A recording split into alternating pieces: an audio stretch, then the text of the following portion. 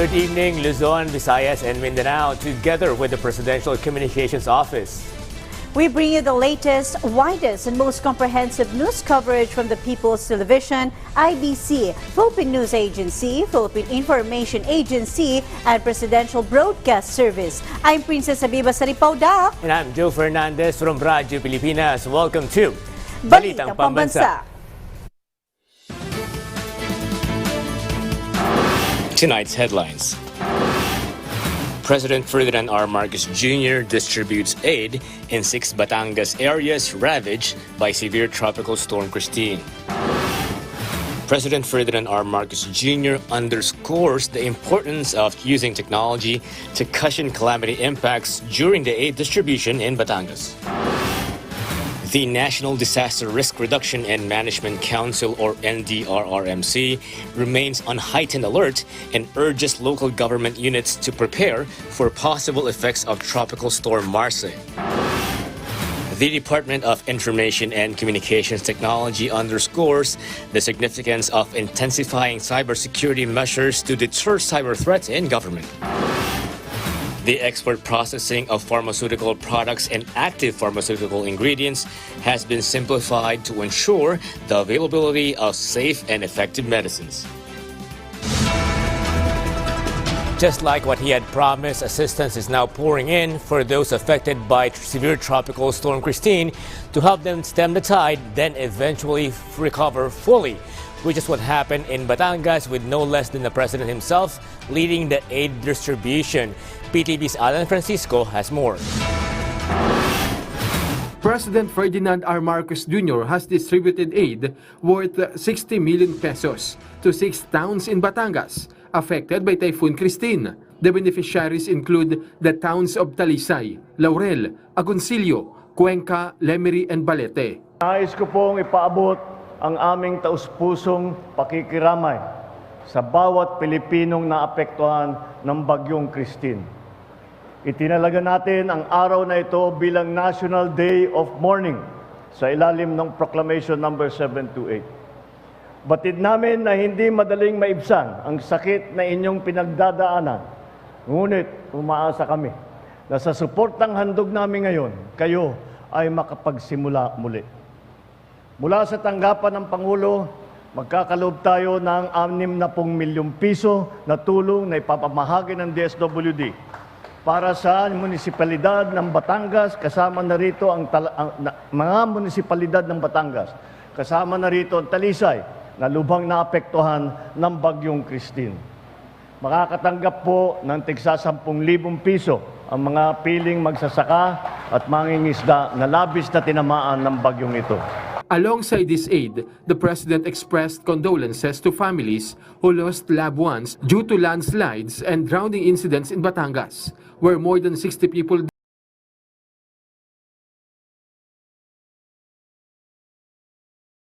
calamities and prevent casualties from natural disasters. First, he instructed the Department of Science and Technology to modernize warning systems and continue collaboration with the Department of the Interior and Local Government for timely public advisories. Inatasan ko na rin ang DOST at DLG na siguruhin ang tama at maayos na komunikasyon sa mga lokal na pamahalaan upang maging handa naman sila pagparating ang kalamidad. Patuloy din ang programa ng DILG ng Operation Listo na ang layon ay palakasin ang disaster preparedness ng ating mga LGU para sa paghahanda, pagtugon at pagsusubaybay sa mga sakuna. To prevent flooding, particularly in low-lying areas, President Marcos directed the National Irrigation Administration, Department of Energy, DENR, and Metropolitan Water Works and Sewerage System to gradually reduce dam water levels ahead of approaching storms. President Marcos also urged the Department of Public Works and Highways to enhance slope protection designs on roads and bridges to withstand the changing climate patterns. President Marcos instructed the Department of Trade and Industry to ensure only high-quality materials are used for these projects. He also acknowledged the private sector's assistance to typhoon victims. Sa puntong ito, nais kong pasalamatan ang pribadong sektor, kasama na dyan ang Metrobank, mga kawani ng pamahalaan, mga volunteer, mga first responder na nag-alay ng kanilang kakayahan upang makatulong sa ating mga kababayan. From PTV, Alan Francisco, Balitang, Pambansa. The sight of ruined infrastructure in the town of Laurel in Batangas cemented the president's resolve to build back better and stronger damaged infrastructure to withstand the heightened impact of extreme climate when natural calamities hit. The discharge of rising dam water levels during storms, a better warning system in hazard-prone areas, and others are among the president's orders, as we hear more from PTV's Flizelle Pardilia. The residual aftermath of Typhoon Christine continues to impact the town of Laurel, Batangas, where many homes are still covered in mud. Several roads and the livelihoods of some residents have been damaged. This marks the first time Laurel has experienced such extensive damage from a storm, a situation personally witnessed by President Ferdinand R. Marcos Jr. during his inspection alongside various government agency heads.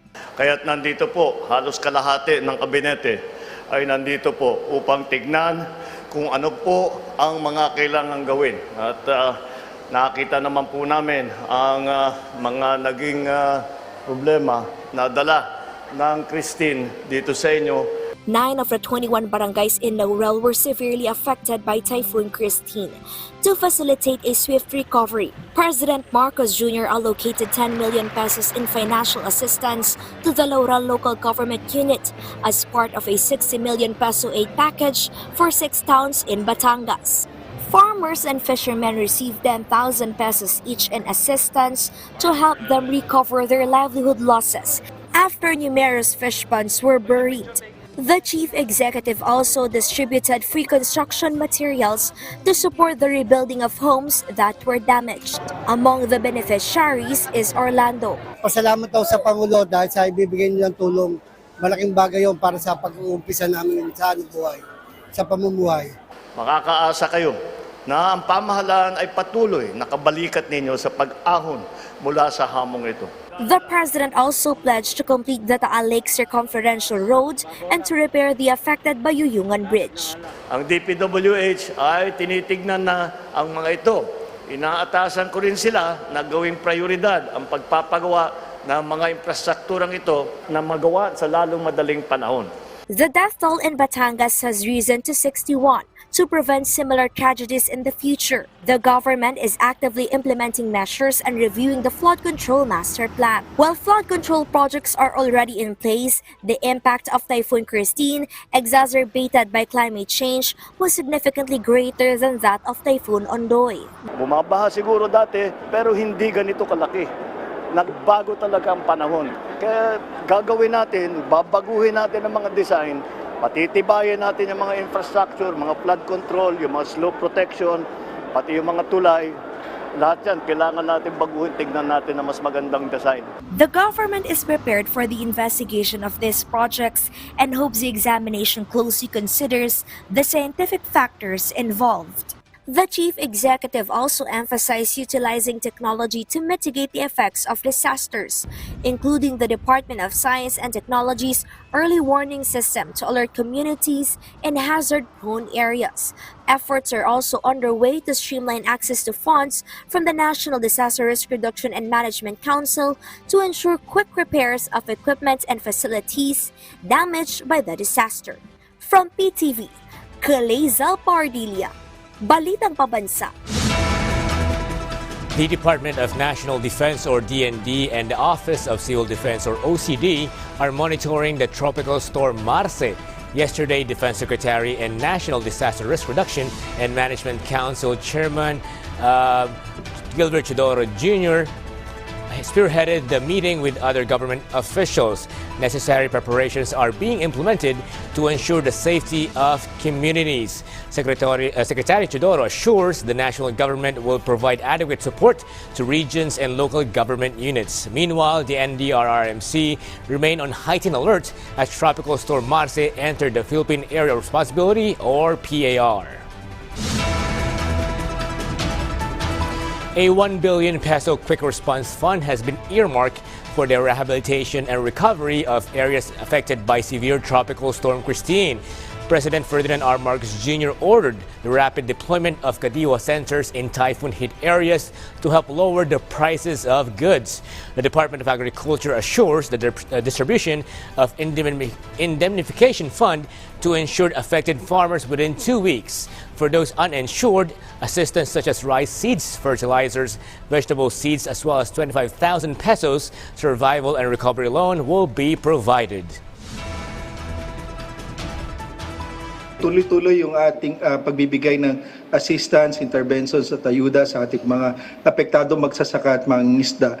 Naglaan tayo ng 541 million. Ito yung mga preposition na mga binhi ng palay, mais at gulay magmula pa sa Cordillera, Region 1, Region 2, Region 3, dito sa Calabarzon, Mimaropa hanggang sa Bicol, Visayas at sa apektado na lugar dito sa Mindanao. Nabanggit kanina ay naglaan din ang ating Philippine Crop Insurance Corporation, more than 660 million yan, pambayad dun sa tinatawag na indemnification sa mga insured affected farmers. Meanwhile, the Philippine National Police or PNP has started coordinating with local government units that may be affected by Tropical Storm Marsel. PNP Chief Police General Francisco Marbil has given a directive to prepare for the possible effect of the storm. The PNP is ready to provide assistance to LGUs if preemptive evacuations will be enforced. The public, especially those living in low-lying areas and areas prone to landslides, are urged to evacuate early to avoid incidents and casualties. The Department of Social Welfare and Development, or DSWD, said having a strong policy and support from the members of the Association of Southeast Asian Nations, or ASEAN, are the keys to the success of disaster response efforts. According to DSWD spokesperson and Assistant Secretary Irene Dumlao, the country will continually enforce and update its disaster risk management laws to address the rising frequency and intensity of disasters faced by the nation. She also highlighted the significance of the ASEAN Agreement on Disaster Management and Emergency Response in protecting people and responding to the devastating impact of disasters in the Southeast Asian region. The Department of Education will deploy the Dynamic Learning Program, or the DLP, to support education continuity in schools ravaged by typhoons and other natural disasters. The pilot implementation of DLP will begin this November in affected schools in regions 1, 4A, 5, and Cordillera Administrative Region. DLP is designed to address disruptions caused by calamities and other challenges by prompting independent, resource-efficient learning. Its features include parallel classes, activity-based engagement, student portfolios, and a reduced homework policy.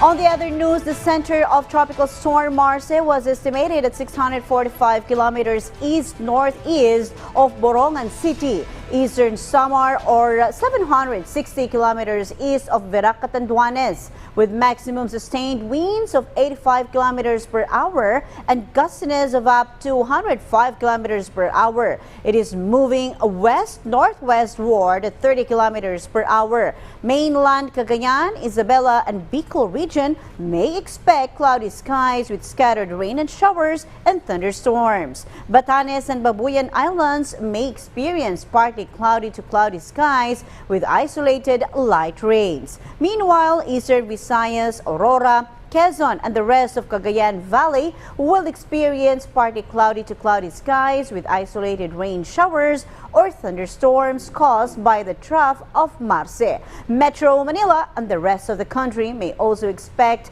partly cloudy to cloudy skies with isolated rain showers or thunderstorms due to localized thunderstorms. Up next, heightened security measures remain in farm amid the filing of certificate of candidacy for next year's parliamentary polls. The Philippine Philippine flag is at half-mast at the lower house for the National Day of Mourning. The details and more when Balitang Pambansa returns.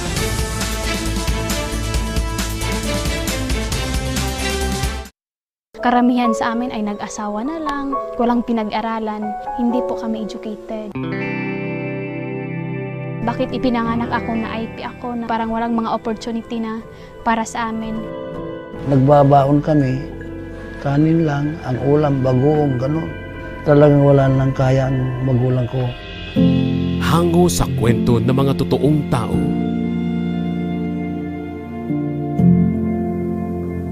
Tahanan ng mga award-winning documentaries.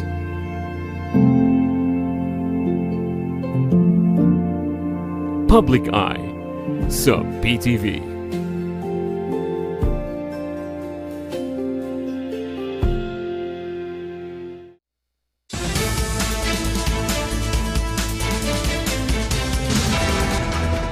House leaders called for unity and expressed solidarity with the victims of severe tropical storm Christine as session resumed today.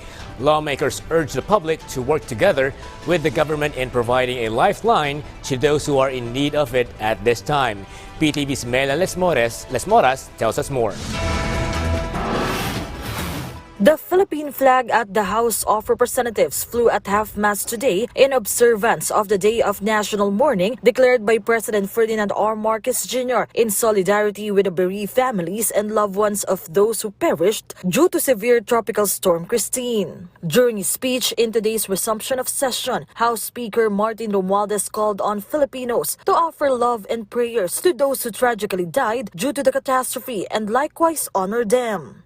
We mourn with their families, loved ones, and communities who bear the weight of this tragic loss. And we share in this moment of profound grief. Let us find the strength in our unity and offer comfort and support to those who have lost so much. May our heartfelt prayers and unwavering solidarity serve as a source of hope and healing in this time of immense sorrow. During the adjournment, several members of the lower house used the opportunity to help those affected by the typhoon instead of taking a break. For that, Speaker Romualdez expressed his deepest gratitude and appreciation not only to his colleagues but also to all the responders, relief workers, and other volunteers who joined hands in the spirit of Bayanihan. Many of you did not hesitate to set aside what should have been a period of rest. You mobilized, responded, and reached out to those in need, showing our countrymen what it truly means to serve. House Deputy Majority Leader Jude Asidre said the House will continue taking vital measures to assist typhoon victims, not only by providing relief or financial aid, but also by formulating important legislation. Hindi man natin maibabalik yung buhay ng mga nawala, no? I hope that with the help that we are able to send, we can accompany naman yung mga naiwan nilang pamilya sa alam nating mahirap na panahon sa kanilang buhay. Even in the proposed national budget for next year, the House assures adequate allocation for disaster response before ratification. Ulang-una, siyempre, titinan natin yung budget ng kalamidad dahil alam naman natin lahat na halos napakasama ng nangyari sa atin nung last month na halos sa Typhoon na Christine talagang tinamaan hindi lamang sa Region 5 kundi sa Calabarzon. Yun ang pagtutuunan na natin ngayon ng pansin. According to Speaker Romualdez, as part of enhanced government response to disasters, President Marcos Jr. is all set to sign the proposed Ligtas Pinoy Centers Act soon. This will establish a network of permanent, storm-resilient evacuation centers nationwide, especially in high-risk and disaster-prone areas. From PTV, Mela Lesmoras, Balitang, Pambansa. The Police Regional Office Bangsamoro Autonomous Region reported no security threats during the ongoing filing of certificates of candidacy or COCs for the Bangsamoro parliamentary elections, coinciding with the national midterm polls in May 2025. Based on Philippine News Agency's report, Brigadier General Romeo Macapas confirmed heightened security measures are in place at key locations, including COMELEC offices with police managing crowd control and assisting candidates. The COMELEC is also accepting party lists and certificates of acceptance for regional parliamentary parties. The election will fill out 73 out of 80 parliamentary seats, following a Supreme Court ruling that separated Sulu from the BARM government, marking a significant step in BARM's political evolution. Elected representatives will take office on May 12, 2025. President Ferdinand Marcos Jr. issued Executive Order 73, which adjusts the rates, indices, rules, and regulations on the allowances of government employees assigned overseas. EO 73 covers the overseas allowance, living quarters allowance, representation allowance, family allowance, as well as education allowance. For their part, Department of Budget and Management, or DBM Secretary Amena Pangandaman, expressed appreciation and support to the Chief Executive's decision to adjust the allowance of foreign service personnel. Every day, the country's key information repositories or data centers in both government and private businesses are under cyber attack from malicious external entities. Hence, an urgent need to heighten cybersecurity awareness among users and IT personnel by reinforcing firewalls and pinpointing malicious attack files or programs. Philippine Information Agency Sergeant Harlem Ferolino tells us more. The Department of Information and Communications Technology, or DICT, in Region 12 has heightened its campaign against cyber threats in government, reiterating the strengthening of security firewalls and cybersecurity awareness among government entities as well as the private sector. Recently, the DICT held its second Cybersecurity Summit, which sought to enhance cybersecurity awareness and empower participants to defend themselves against cyber threats. One of our projects or services that we are conducting is the Cyber Awareness Orientation and Advocacy, in which we have conducted 112 orientations, garnering a total participants of 8,717. We are conducting it per province and targeting all sectors of the government. Engineer Maria Sinag P. Abello of the DICT presented the agency's National Cybersecurity Plan, a comprehensive approach that takes into account current and emerging cyber threats, admitting that the most attacked sectors are government, followed by academia and telecommunications. The summit's participants like Mark Christopher de los Reyes, Network Administrator of LGU General Santos, emphasized the significance of the Cybersecurity Summit for IT professionals, noting how it provides essential knowledge to safeguard network infrastructures. Lalo na po sa government, hawak po namin yung mga data po ng mga tao na nakatira po sa city. So makakatulong po itong Cybersecurity Summit po ito para maprotektahan po yung mga data po nila. Meanwhile, in Sarangani Province, Vice Governor Elmer de Peralta highlighted the province's ongoing efforts to digitalize legislative systems and processes for greater efficiency. We will provide a digital series of training sessions to enhance the cyber skills of our barangay officials and personnel. By improving their digital literacy, we will empower them with the technical know-how to draft, implement, and monitor legislative measures using modern digital tools. From the Philippine Information Agency, Sergeant Harlem Ferolino, Balitang Pambansa. The Philippine Air Force and the Royal Brunei Air Force delivered the much-needed relief supplies to storm-battered Calaguas Island in Camarines Norte. According to a report gathered by the Philippine News Agency, this mission underscores the strong partnership between the Philippines and Brunei Darussalam, demonstrating their commitment to regional security and humanitarian assistance. The mission also involved collaboration with the Philippine Army's ground troops, as well as personnel from Department of Social Welfare and Development Region 5 and the Office of Civil Defense.